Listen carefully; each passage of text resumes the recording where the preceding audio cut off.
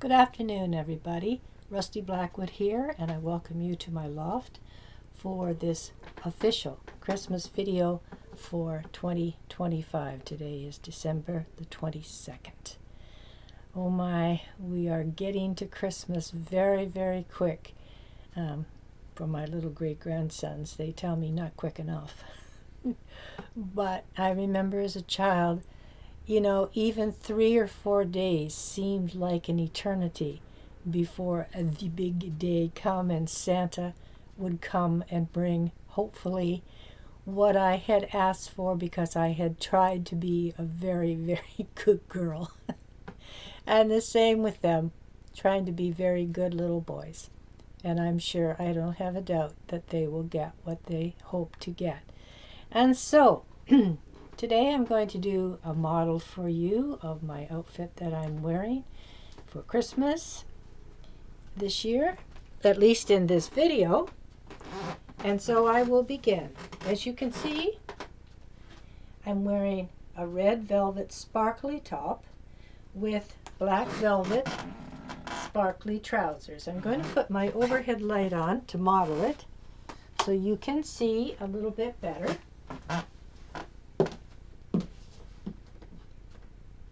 And I'm wearing it today with my black suede lace-topped booties from Shein. The trousers today are also from Shein.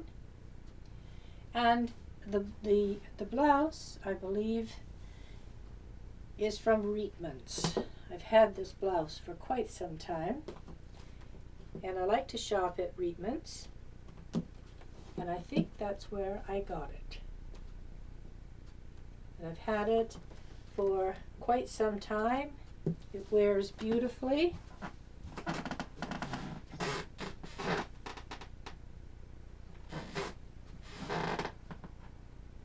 Very versatile. It can be very dressy, as you see, or it can be just worn casually with jeans if you choose.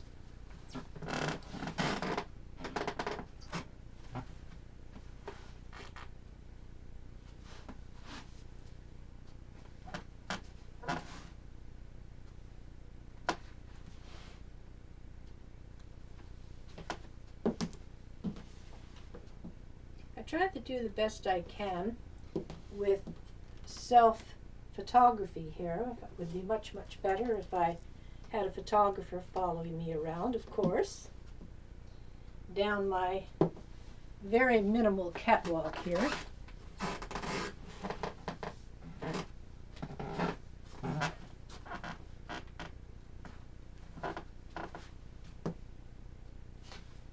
It is 3/4 length sleeves, the top, so it allows to lots of area to show off your bracelets, should you be wearing any, like I am today. A pearl and crystal on my left wrist, and a pearl and red stone on my right. Sparkly rings for Christmas. My mother's here. My mother loved rings. The more dazzling, the better. And this one is a star and a crescent moon for the universe and nature.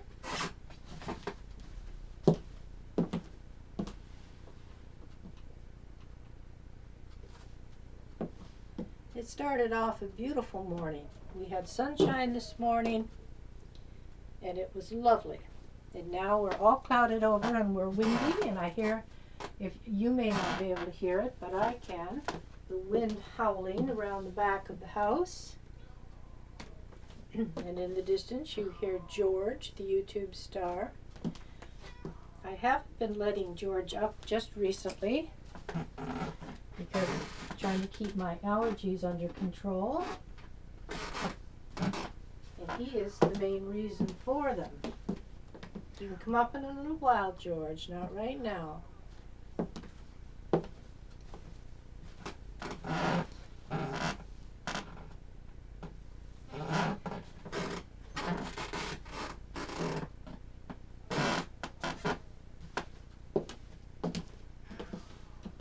And of course, you can always shop online for any of the fashions you see me wearing. That's why I always tell you where you can find them. And so now I'm going to shut off this overhead light because it causes a lot of shadows. And I'm going to move my laptop over here, get my set in view, in frame, hopefully here. This is as far back as it will go. So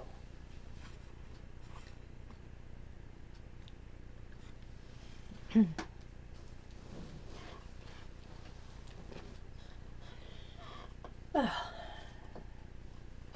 have been doing a lot of festive videos leading up to today, and I have been having a great time. I really have, and I hope you have enjoyed watching the videos and enjoying the fashions that I've been modeling for y'all, and I'm looking forward to well, I will be back a couple of times before New Year's, or my New Year's video. Excuse me, just a minute here. As usual, tickly throat. Cheers, everybody. I'm finally getting some warm, hot coffee here. I'll just set it down and let Autumn look over it there. And so, as I was saying, that I'm going to be doing just sort of a laid-back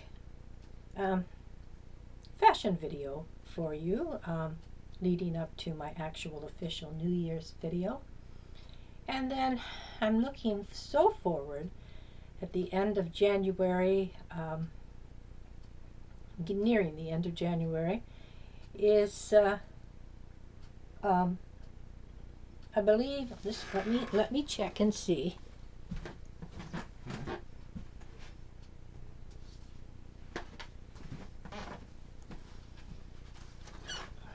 When you do these kind of things like I do, you have to keep up with what's going on, and so yes, from January 26 to 29 is Haute Couture, and so I will be taking part in that here in my loft. And then New York Fashion Week begins from February 11th and goes to February 16th, and Paris Fashion Week goes from March the 2nd to March the 10th. So I'll be having myself a good time throughout that period of time. I have quite a few very, very lovely gowns to model for you all for that throughout that period of time. And of course, leading up to my Valentine's video will be in there as well among those. And not quite the St. Patrick's Day, it will be done before then, but it will include Valentine's Day a video as well. And so let me see. I'm always sort of thinking when I sit down of what am I going to talk about, like what might be of interest to everybody. It's a Christmas video, so I don't want to talk about anything happening in the world except getting ready for the celebration of the birth of Christ. And so I think I know everybody sort of enjoys hearing about my when I talk about, there, I get my tree in the frame here. When I talk about things I remember in the past with my family, my mother and father and my brother, and even right back as far as my grandfather.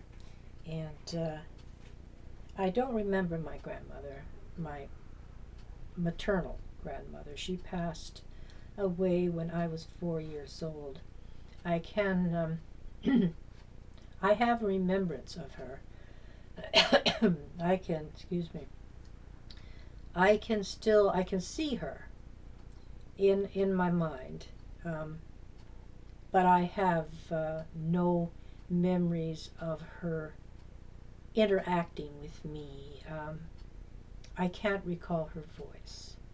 And as I say, I can't recall any interaction with me where she, was playing with me or speaking to me, like I try to do with my grandchildren and now great grandchildren, and so. But my maternal grandfather, I remember extremely well. Grandpa, I lived until I was 10. He was 87 when he passed. And he was a farmer. And to really condense what Grandpa Beecroft looked like and was like, just think about Grandpa Walton. There you go. That was my Grandpa Beecroft.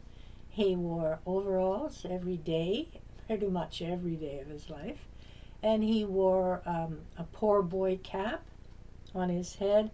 I can remember him coming in the kitchen, in the back door into the kitchen, and to your right, as you come in the back door, that went out onto the porch, like the big long cement steps that were out there, they had a board that went down part way from the window right there, along right to the corner and up to the frame of the back door.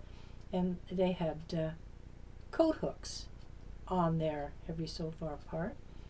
And Grandpa would come in, and if he had his jacket on, he'd take that off and hang it up. But if he had no jacket on, of course, he didn't stop to do that. But he'd start walking across the kitchen floor, going toward his bedroom, which was off of the kitchen. And he'd take his cap, this poor boy cap that he would wear. It was just like I think the material was denim. I could be mistaken, but it was like a dark blue, and I think it was denim. And he would be part way across the kitchen floor, and he'd just stop for a second, take the cap by the brim here, by the visor part on it, and pick it up off his head, just sort of turn around, gaze toward the corner, and just throw that cap, and the cap would go almost whirling, and it would land on a hook every single time. He never overshot it. It never missed. He always hit it dead on. So obviously that must have come from years and years and years of practice.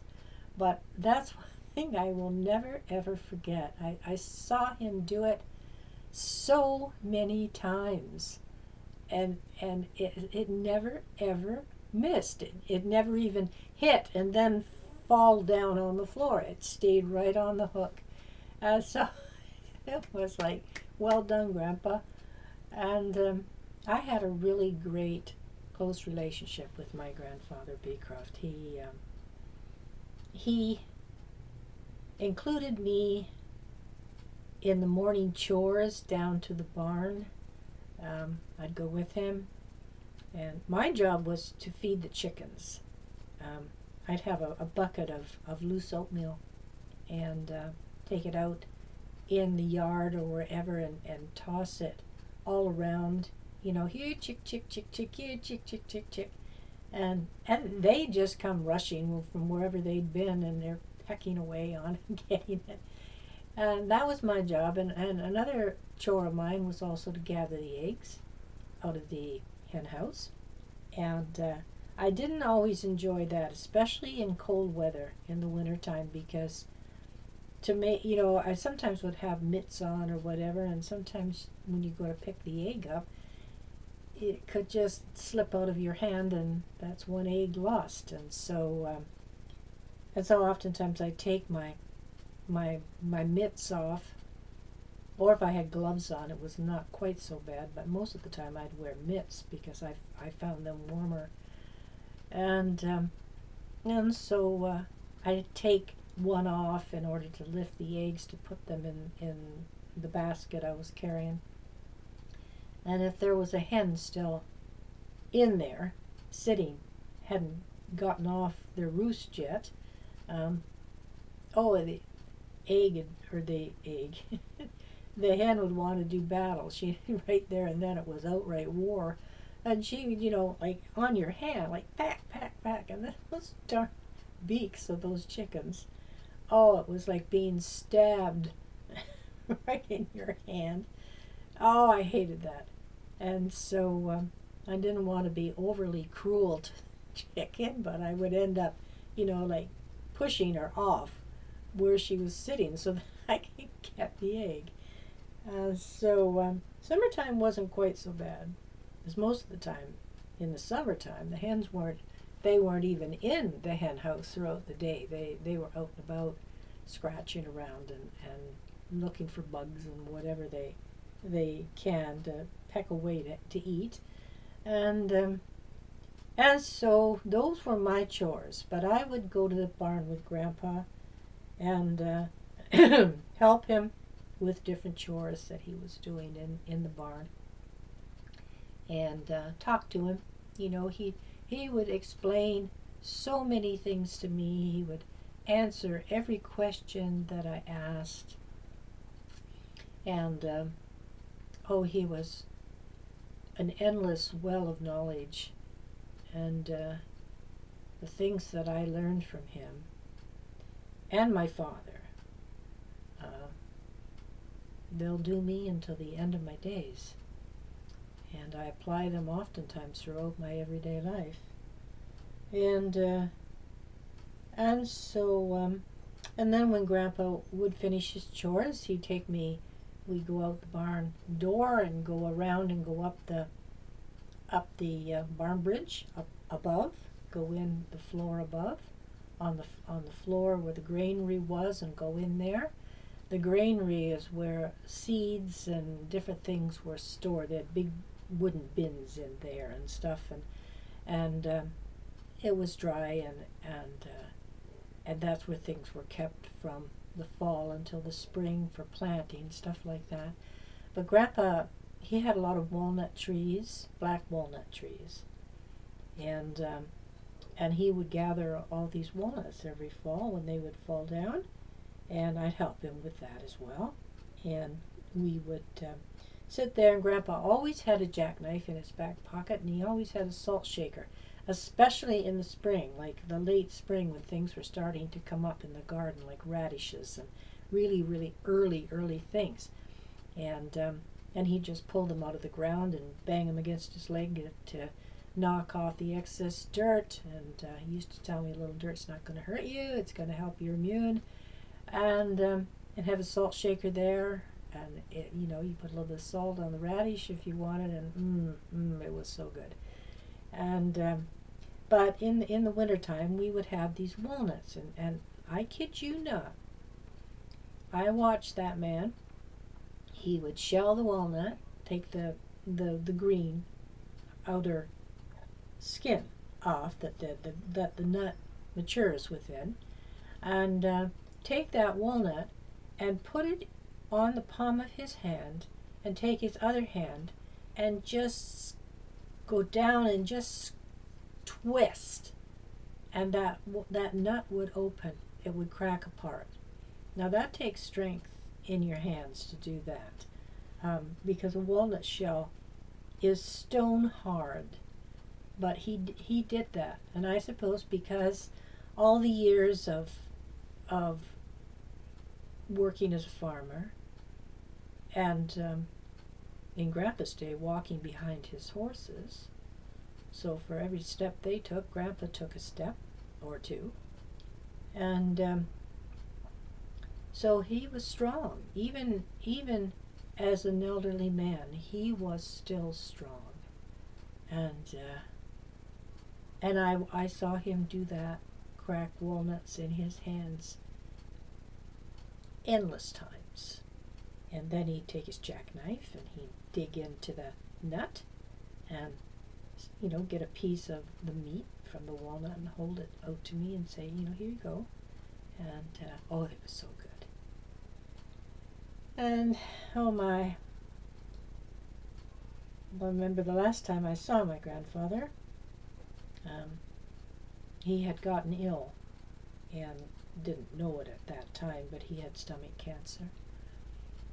And so it ended up, he had to go to hospital. And I, as I say, I was 10 years old, and the ambulance had come to get him, and they brought their little mobile gurney in and rolled it across the kitchen floor and into Grandpa's bedroom. And he laid down on that, and they were bringing him out across the kitchen floor to the back door, and he told them to stop, and I was standing there, and of course I didn't know what was going on, just that Grandpa hadn't been feeling well for a while, and so I said to him, I said, "Where are you going, Grandpa?" And he said, he says, "Little girl," he says, I'm just going away for a few days." He said, they tell me that I need to go into the hospital for a few days, and he said, "I haven't been feeling too good, so they're going to have a look and see what's going on." And he said, "And fix me." And he said, "You be a good girl." And he says, "And I'll see you when I get back." And so I said, "Okay, Grandpa." And I bent down and I kissed his forehead, and he squeezed my hands, and that was the last time I ever saw my grandfather.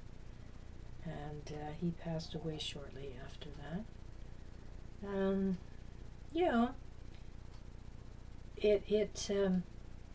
The memories I have of him are gentle and happy and timeless, I guess, because I'll never ever forget them. I've never forgotten them yet, and I hope I never will. And and I have countless memories of my dad. My dad was 13 years older than my mother, and my dad passed away when he was just 66. And I oftentimes feel that Daddy got kind of robbed of many, many years. And so, but oh my goodness, I have such wonderful memories of my dad, and one of the best fiddle players, or for those of you that don't recognize what a fiddle is, it's a violin. And Dad was self-taught. He had taught himself, and he played by ear. He didn't read music, and none of us that played in the family band, the Midnight Ramblers, none of us read music. We all had a natural gift, and we played by ear, and so and Dad played fiddle in that band, and my heavens, it was just, we had ourselves a grand time for endless years. But when I was little, I can remember a lot of things with my dad, the same as I do with my grandfather. Being in the fields with Dad when he would be out, whatever he would be working in the fields. My dad grew beans primarily, soybeans, and white beans, some yellow-eyed beans. And he raised pigs. Landrace, the breed Landrace, and York. And so, but I can remember riding on the tractor with my dad. This was in the times where children were let experience things, and you would learn from those experiences that you were given the chance to have. And we were perfectly safe. I was perfectly safe. I was never in any danger because I was taught where to sit, how to behave myself, and do as I was told, which I did, because I knew if I didn't, I wouldn't be allowed to be there. It's as simple as that. And me and my brother Rick and our cousins down the road, we all, because Uncle Bill was a farmer as well, Dad's twin brother, and Uncle Bill lived on the original Beecroft homestead. At one time in the original house, but the house burned, and Uncle Bill had dug a foundation and then had a house moved down there to sit on this foundation. It was in further from the road than the original house. And so, and the gravel pit, our grandfather's gravel pits were in between where the original homestead was and where Grandpa built his house, the house I grew up in. And a big 2-story brick, yellow brick. And so our cousins and Rick and I, we had a great time, going back and forth down, through the gravel pits and everything, up back and forth to each other's homes. And they were the same as me. They were in the fields with their dad, and they rode the tractors. They learned to drive the tractors. They were riding on the wagons, and throughout the different times of the year, the different things that were happening. When the time come to take the crops off, and I remember I used to help my mother. We grew a tremendously big garden, and I bet you the garden was almost an acre in size, and multiple veggies in there, different varieties. Every year we grew them, and from the time things would start coming on, my mother would do canning and preserves and all these types of things. I'd have to help her do all that. And that was your winter supply. It would carry you through the winter until springtime. I mean, there's some things, yes, you bought at the store, but you grew. Everybody in the country on farms grew their own food most of the time, and you had your own livestock if you needed meat, and milk and eggs. Everything was there. And in a lot of ways, it was a very hard life. It was hard work, and it was a hard life, but it was a satisfying life. And it I don't know. It's comparing my life now to then. There is no comparison at all. And I sometimes think that I would give anything to be able to go back there and go in the house and have everybody there, have Grandpa and Sarah Margaret, Dad's only sister. She had Down syndrome, and she was there when I was a little girl. And then growing up there and going out and running and hollering my head off and running through the fields and to the back hills and everything, and riding horses, and it